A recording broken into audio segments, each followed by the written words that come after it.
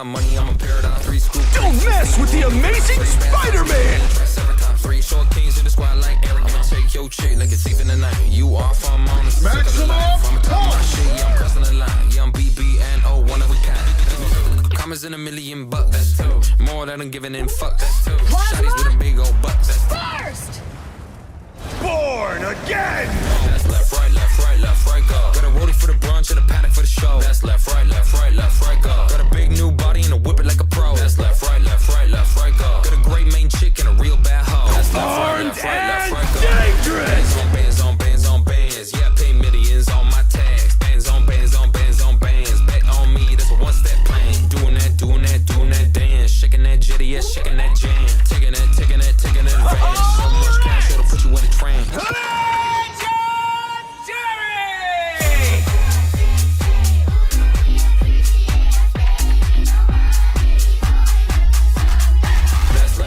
That's left, right, go. Almost 9 years ago, a game called Overwatch was released to critical acclaim from all sides of the gaming industry. This game was everywhere, and I mean everywhere. I got my grubby little hands on this game on Christmas Day of 2016, and I put hundreds of hours into it. I played that game daily for years, on and off, and it was easily one of my favorite games ever made, and it had a special place in my heart ever since the first ball launched out of Junkrat's Freak Gullet. That is, until October 2022. For some reason, Blizzard decided that one of the most popular hero shooters of all time wasn't making them enough money, so they announced the release of Overwatch 2, which is just Overwatch 1, but without the fun. And on October 4th, Overwatch officially died, and in its place is this uninspired husk of a game that was once loved and is now just a cash cow of broken promises and squash matches. Ever since that day, I have had this empty pit in my stomach that hasn't been able to be filled by anything. I thought that was just how it was going to be until someone was able to get Overwatch 1 back up and running, but then, On your left. hey, you know Marvel? They decided to release Overwatch 3. Marvel Rivals does everything Overwatch 2 is doing, but 100 times better. As I do it infinitely Better. than you.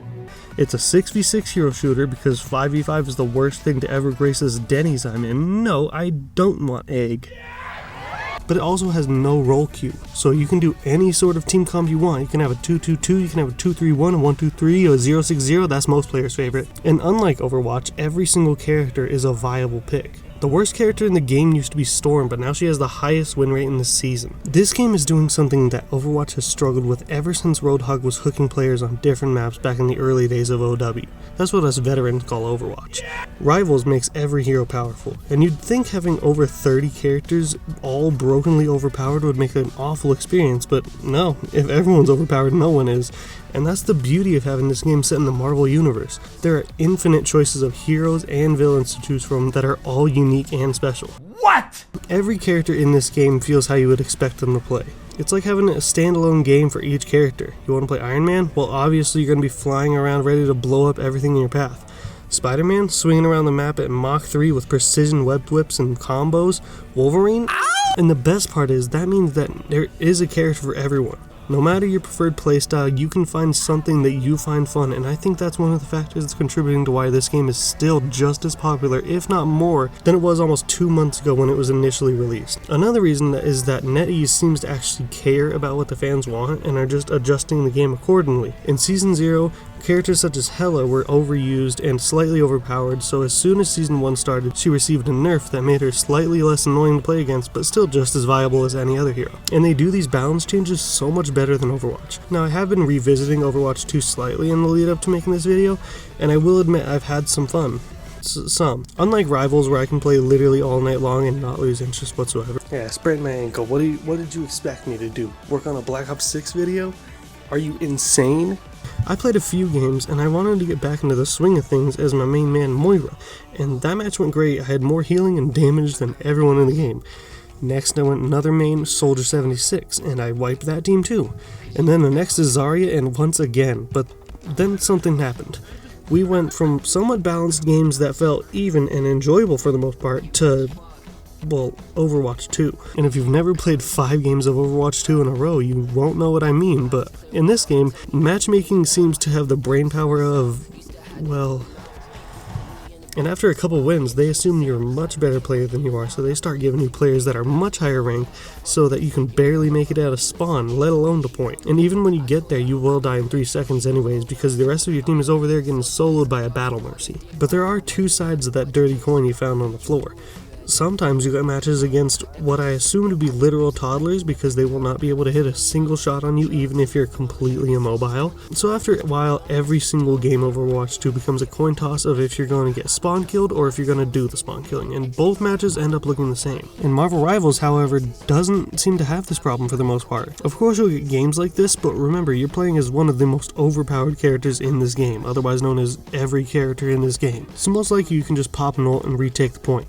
I cannot tell you how many times there's been a point at 99% and suddenly the real life Avengers take the controllers and absolutely lock the fuck in and end up winning the entire game. And even if that doesn't work and it's an unwinnable game, the fact you're a superpowered god most of the time makes even those games fun sometimes. The game does the hero shooter genre better than any other that I've ever experienced, and I would know, these are my stats.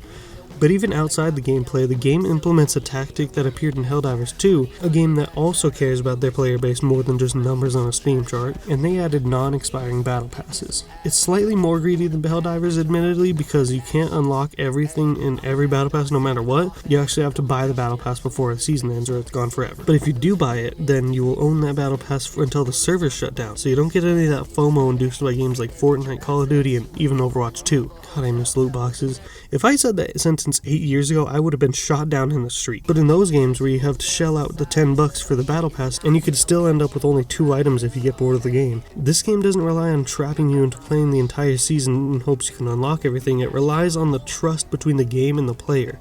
They know if the game is good enough, the players will come back even if they inevitably get bored. And it's kind of hard to get bored in the first place with this game because it never stops. The game has been out for less than 2 months and we have received 2 new characters, not counting the 13 that were added right before the game dropped. We've received 2 game modes, a Splatoon copy and a FIFA copy, and we've received 2 new maps, Midtown and the Sanctum Sanctorium. And we have 2 more confirmed characters coming out very soon with the rest of the Fantastic Four, as well as characters like Deadpool, Blade, Doctor Doom, and Dracula, all having in-game references, and for the latter being the center point of Season 0 and Season 1. This game is going full throttle into our mouths with content, and it doesn't seem like it's going to stop anytime soon. And with how big the MCU is nowadays, even with the burnout everyone experienced after Endgame, there's always something around the corner, whether it's the Thunderbolts, which already have in-game cosmetics on the Punisher, and we have the Fantastic Four coming out this year centered around the Fantastic Four, who have already been added to the game, and most likely will have a Doctor Doom appearance, who is the main villain of this game, and Captain America Brave New World Order, or whatever the fuck they called it, which they've already announced if you go see the movie before on February 21st, you get a name card, a spray, and a mystery skin, which is most likely Red Hulk. I believe this game is just barely getting started, and by the time Avengers Doomsday and Secret Wars come out, this game will have so much extra content that this video will barely even cover what's to come.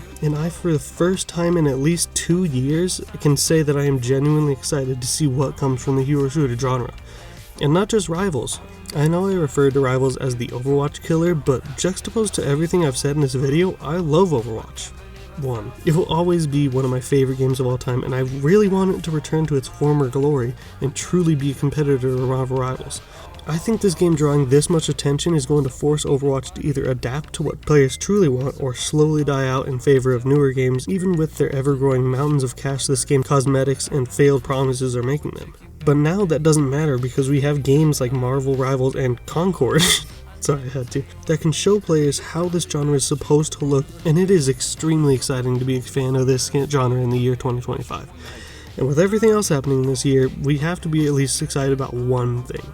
But I cannot help to note that while Marvel Rivals is an amazing game, it's not the best Marvel fighting game out currently. And with Marvel seemingly trying to make a comeback, I just want to shout out some of my favorite and not very well known characters that I would absolutely love to see either in Marvel Rivals or in a standalone sequel to one of the best Marvel games known to date.